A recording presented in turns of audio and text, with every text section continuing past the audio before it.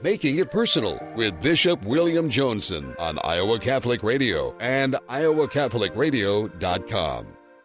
Welcome to Making It Personal with Bishop Joensen. I'm Kelly Mescher-Collins with the Diocese of Des Moines. On today's show, we're visiting with Deacon Jim Houston of St. Pius X Parish in Urbandale. He's also the diocesan director of the permanent diaconate. We'll talk to him later about the cohort forming for the next group of men entering into formation and how you can learn more if you think God may be calling you to the permanent diaconate. But before we get to today's interview, let's find out what's on the bishop's mind. It'll be good to have Deacon Houston here. He's becoming a friend of the show here. We had him a few months ago as well. But good to be with you, Kelly. I mean, it's almost... am I in Iowa here in these balmy January temperatures? You know, I mean, after that Arctic Clipper before Christmas. So. Right. But the spiritual climate also kind of warm in many ways. Lots of things commemorating the World Day of Prayer for Justice and Peace, following on the heels of Martin Luther King Day.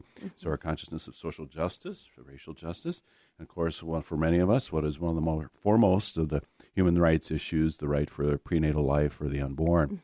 And so even though the Dobbs decision is something we continue to celebrate, we know the cause, we must continue to assiduously apply ourselves and give witness to that. So our hearts and minds are with all those people out in Washington, D.C. today, participating in the March for Life, you know, and how the vitality of the young people in particular is a striking witness that this is not just some limited cause, but is something that I think speaks to the hearts and minds of young people who are our hope and who know that there are peers who are not with them because they did not have the opportunity to make their mark in the world. So, and then spiritually, many athletes today looking to St. Sebastian.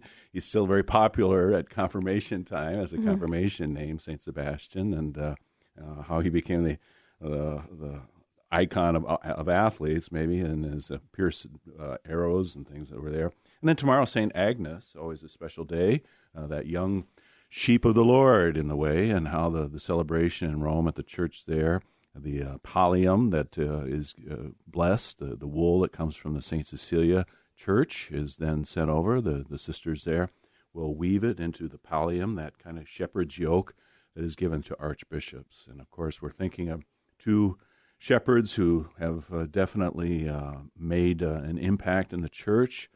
Pope Emeritus Benedict, we continue to mourn him, but give thanks to God at age 95. His last words, Lord, I love you. And, very simple there, and the liturgy itself that many of us were privileged to watch spoke of the man, kind of elegant simplicity in that way and the beauty that was there. And then the Magnificat marries him as kind of his closing way. So here's one who magnified the Lord. Also losing very suddenly Cardinal George Pell of Australia, who died of a heart attack as he was recovering in the recovery room from hip surgery at age 81. This man who had been accused and then exonerated of any choices, of any accusations of abuse of young people. It seems such a convoluted story in that way, but he was over 400 days in jail in Australia, but ultimately vindicated as the Supreme Court unanimously said that the charges did not hold water. So one who tried to right the house of the church in terms of its finances and other things, but he was a kind of fearless defender of the faith. And so we commend to the Lord also Cardinal George Pell.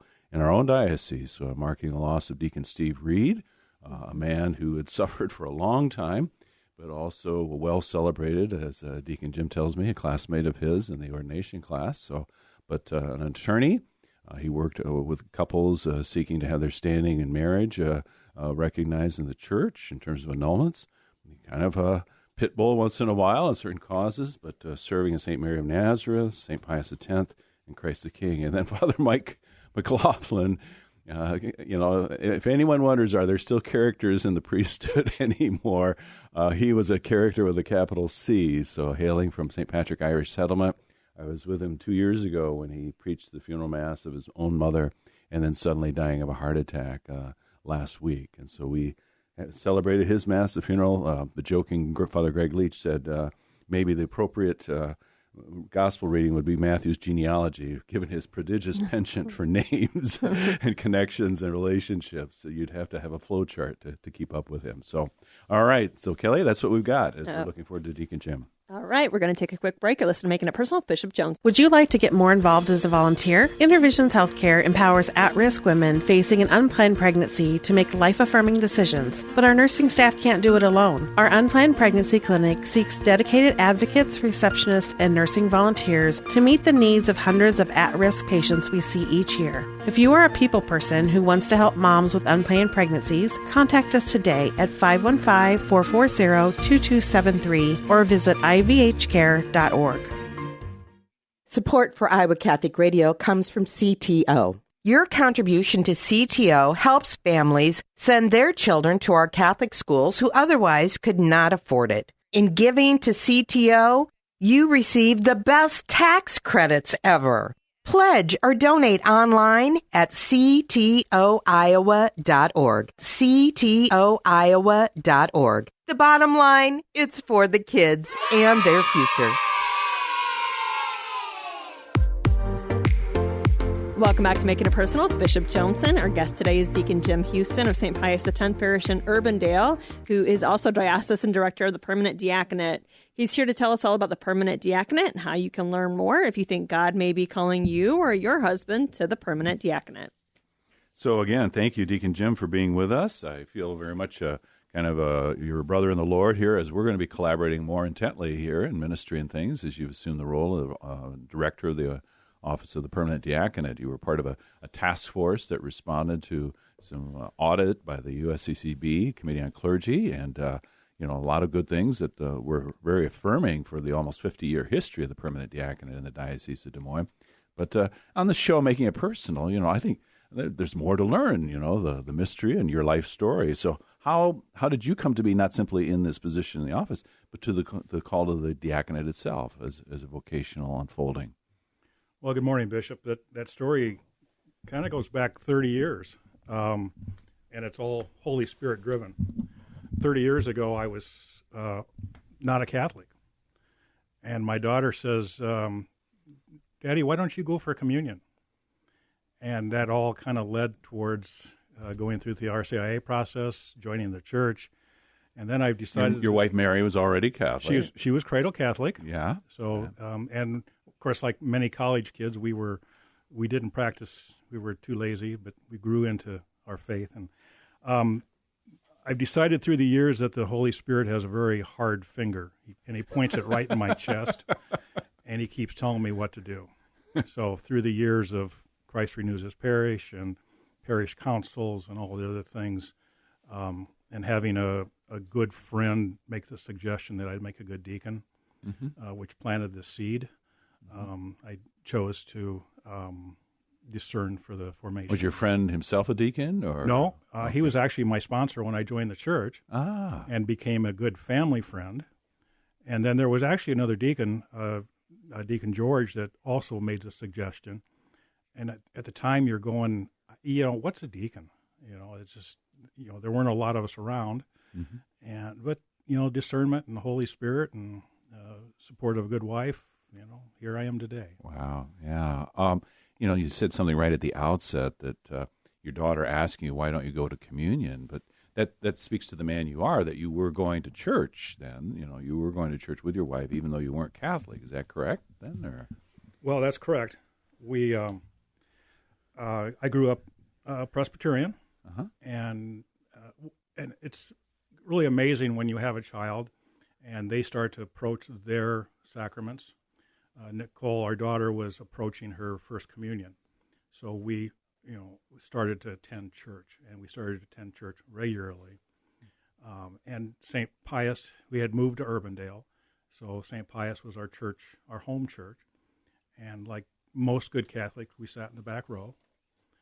And that's where the Holy Spirit grabbed me on the shoulder and said, let's get real. I cited very recently a study, it was a Swiss study actually, that's found that, regardless of whatever the level of the practice of the mom, if fathers don't go to church, then down the line, 1 in 50 of their children, when they become adults, will go to church if the father is not going. But if the father's practicing, independent of whatever the mother's level of faith practice is, 2/3 to 3/4 of those adult children will be practicing in their faith. So, that's a study that's a little dated, but that's pretty impressive. So, again, the witness. And children, of course, the best evangelization force that God has established on earth, right? To draw the parents into the fold of the life of grace and the sacraments. So it's very hard for us to say no to our children. Yeah, even if they don't play off you and Mary and whatever, right? The brilliant diplomatic strategies. What would be the word? Kelly, help me out. Strategery, isn't that? Strategery, help me out here. Moving right along. Okay, so in your diaconal ministry then, and it's been how many years you've been ordained? It'll be 13 years this summer. So 2010. Congratulations. So, Community 13. Yeah. There were 13 of us. And what are some things that, particularly, left an impression on your soul, or you just know that, the life-giving for you and for others? Well, maybe the funnest thing, and I think most deacons would say this, is baptisms. And for myself, it was baptizing my grandchildren. That was definitely a pretty awesome experience. And then in 2015, I was able to assist at the papal mass in Philadelphia. Pope Francis was here, so I was a deacon at the altar that was probably 3 miles from the altar, but it was really interesting. It was fun to watch at the Philadelphia Museum of Art there. Well, the Pope was at the Museum of Art, and the deacons were in the cathedral, which was at the other end of Broadway. But to go and take the Eucharist out to the people and to see the hunger in their eye was just kind of awe-inspiring. And really my ministry in general, to walk with people in their moments of life, whether it's a marriage or a baptism or another sacrament or a death or a funeral, that is always so humbling, but it's always what I want to say, it's heart fulfilling, I guess I would say. So and just as with priests and with married people, there's different charisms, different things that they're drawn to, and they bring into the ministry, the way God activates our hearts. So now, as of I believe it was early December, the director of the permanent diaconate in the diocese. It's kind of a newly created position that wasn't there. Some of those roles fell under Father Ross Parker's, and of course there was the leadership team and everything too. And Deacon Jim Houston, we're very grateful for his service too, and Deacon Tom Bradley also collaborating. They'll continue to have a role. But kind of talk about, is this a kind of novelty in the church? Is it something, we don't see this in every country, that the permanent diaconate is alive and well? Well, of course, Vatican II is where the diaconate was reinvigorated, where the church really saw the need for it. And the United States really took the charge of that. In the early 70s, they reinstituted the diaconate, which we're very blessed. We have deacons that were ordained 50 years ago. We just celebrated our 50th anniversary of Deacon Larry Notek. That's outstanding. There's only 2 or 3 dioceses within the United States that can say that. So I think that's adds to our history for something that's been around since the time of the apostles. We just celebrated Stephen, the feast day of Stephen, the deacon. Not only the first deacon, but the first martyr of our church. So he's following right on the heels of Christmas time. Yeah. Right. So and then there's another deacon. You kind of noted in the newsletter you're putting together, Saint Nicanor. Nicanor, I think it is. Okay, but he's one of the Kelly. he's one of the 7. He was February 10th was his feast day. January 10th. It was his feast day, and he's just one that we don't hear about. He's just a low profile, get her done guy. Part of the 7, yeah. So, yeah. Yeah, it's good to be one of the 7. So, and so again, this ministry there, and it's been sustained, and the formation pieces here in Des Moines. How then, where do we stand today? I know, we've got a lot of senior deacons, but what's the overall cohort? We have 58 active deacons, and by active we mean that they submit a ministry plan and they're actually working, for you, Bishop. And then we have someplace around 50. I think probably for the Lord, but yeah, I'm middle management. Okay. And then we have someplace around 50 retired deacons. And when we say retired, they may be doing the same work they were doing before they retired, or they may actually be retired. So that's really a broad width. Mm-hmm. And sometimes we forget this, there's probably 85 wives that support those deacons doing their ministry. So that's part of my role, is to, like you are the shepherd of the souls for our diocese, I'm kind of the shepherd of the souls for that mini department. Mm-hmm. So as that unfolds to what we're doing. Mm-hmm. Mm-hmm. Yeah, it's not an insular community, but it is a community in its own right. A faith group, if you will. And I'm struck that number 58, we have at this point in the Diocese of Des Moines 60 active priests. We've got another, 50 or so retired, 40 or so. And so we're very much comparable on that front as well. So, yeah. So men, each man has his story, and again, so it's woven together for many with the marital vocation, but that's a distinctive thing unfolding. How would you describe this call? Because, we've kind of said the call is going out again throughout the diocese. What is that all about? Bishop, as I think about the call, I think it's the wrong term. I think it should be the answer.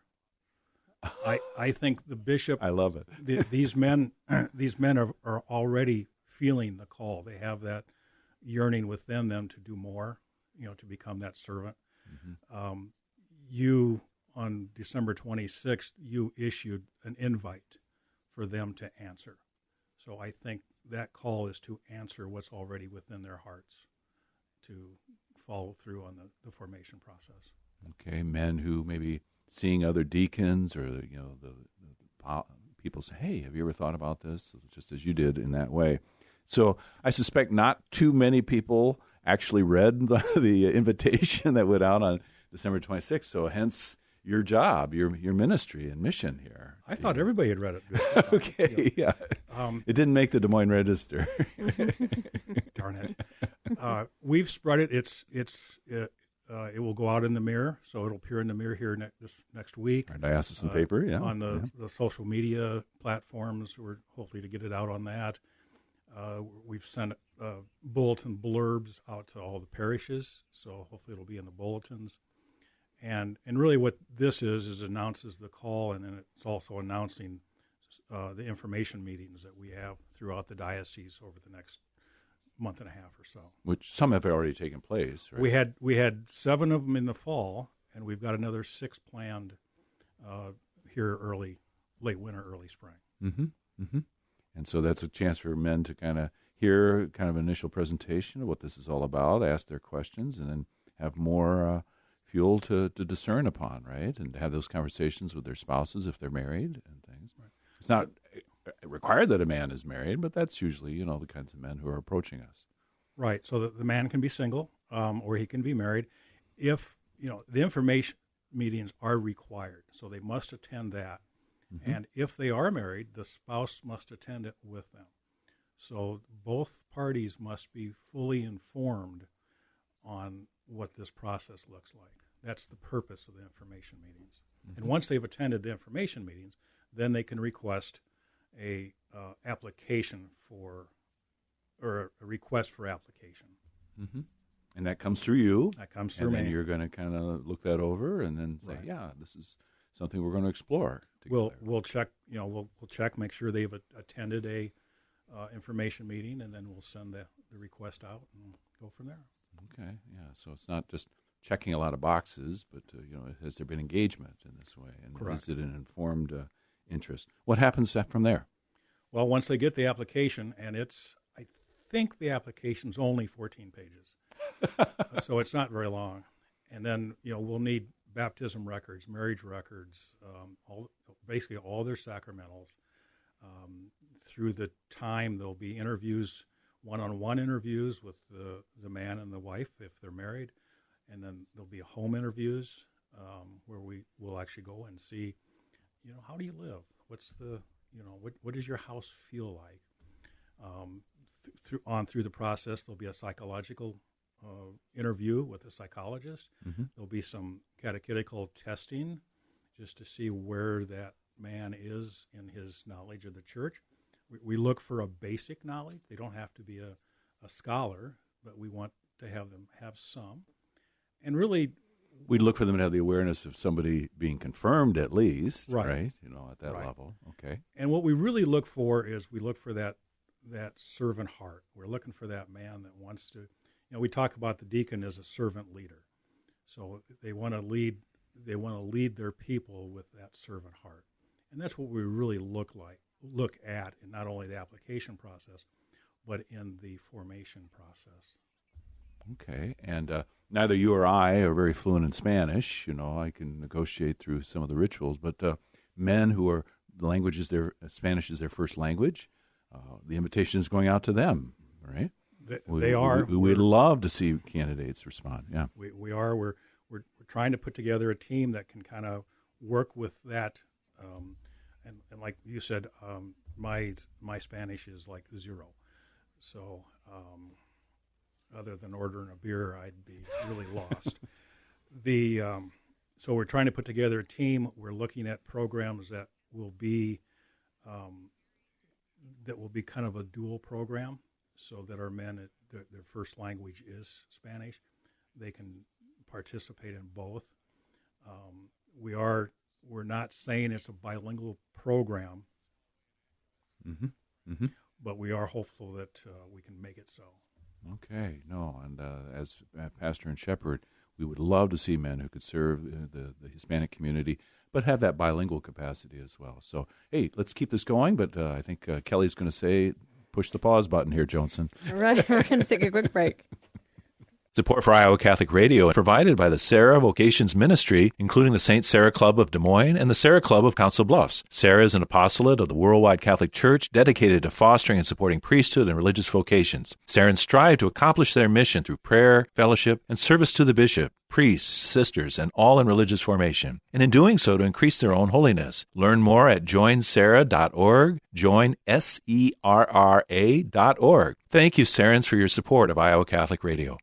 Support for Iowa Catholic Radio provided by Mercy College of Health Sciences, where you can chart your course for more. Mercy College provides unparalleled clinical rotations, hands-on learning, accelerated education, and flexible schedules. Since 1899, Mercy College has been transforming students into healthcare professionals. Guided by Catholic values, our faculty put classroom theory into practice. Students are prepared for roles in service and leadership throughout their own careers. Learn more at mchs.edu. Mercy College of Health Sciences, mchs.edu. Welcome back to Making It Personal with Bishop Joensen. We are back with Deacon Jim Houston to talk about the diaconate formation. So we were referring to the Hispanic community, and hopefully that men that God is calling will come forward. I know I've encountered some who have been very passionately interested, and I hope we can begin to accompany them and support them. But there's another whole group here. We think about our diocese, and there's a large metro area, and then Council Bluffs. But the vast rural areas here and those robust faith communities there, I think of Deacon Mike Carney in Missouri Valley, Deacon Dennis Lovell in Mondamon and things. But we're really looking to call men forward, or as you say, it's the Lord who's calling, but to invite them in the rural areas. Bishop, we've identified there's 12 of our parishes in the rural communities that don't have a deacon. And and most of those they're clusters where the priests have 2 or 3 parishes.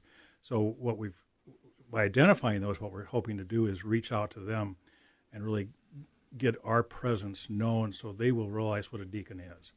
And then through this formation process, we're going to offer it. We're thinking in some type of a virtual platform that will allow the rural communities to be with us when we gather, and without that drive time.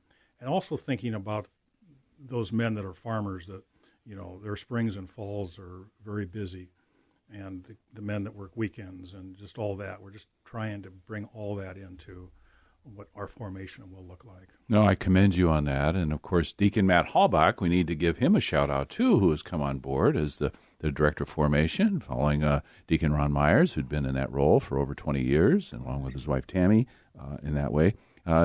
tell how you and Deacon Matt, again, this is a work in progress and establishing, the dynamic, but what's Deacon Matt's specific role? Well, Deacon Matt is the formation director, so ultimately he will lead the formation program.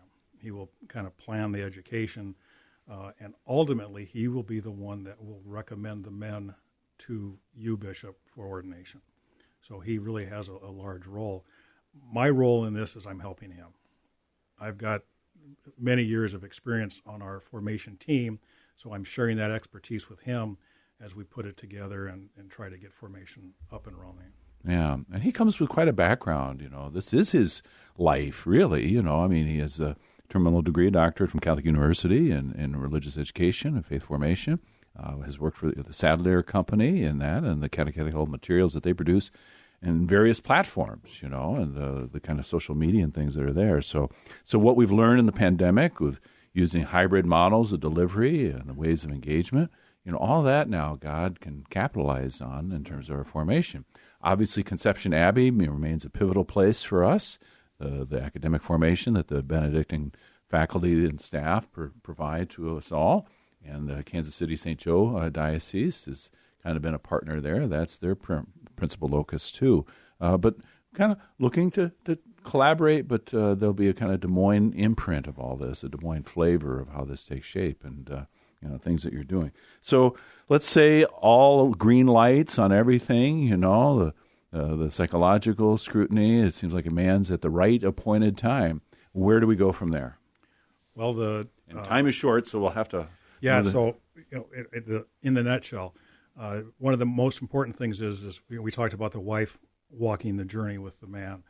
The wife has to give a written approval through every step of formation. So we will go from the inquiry application stage into the aspirancy.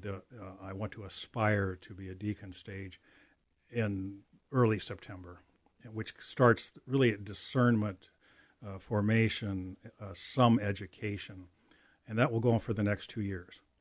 And the wife will walk along with the man all through those 2 years. Mm-hmm. Mm-hmm. And then with ordination looking at summer of 2028. Okay. So this is a process. The discernment is mutual. The church calls these men who, as Bishop Sean McKnight said, are epiphanies of service in the way, serving not just at the altar, the word, but as those first early 7 deacons doing this. So may God grace us with many men who are feeling that call and the response that we can reap many laborers for the harvest. Thank you. Thank you, Bishop. This has been another edition of Making It Personal with Bishop Joensen. You can hear Making It Personal with Bishop William Joensen every week on Iowa Catholic Radio and iowacatholicradio.com. Support for Iowa Catholic Radio and Making It Personal is provided by Sarah Vocations Ministry. Learn more at joinserra.org.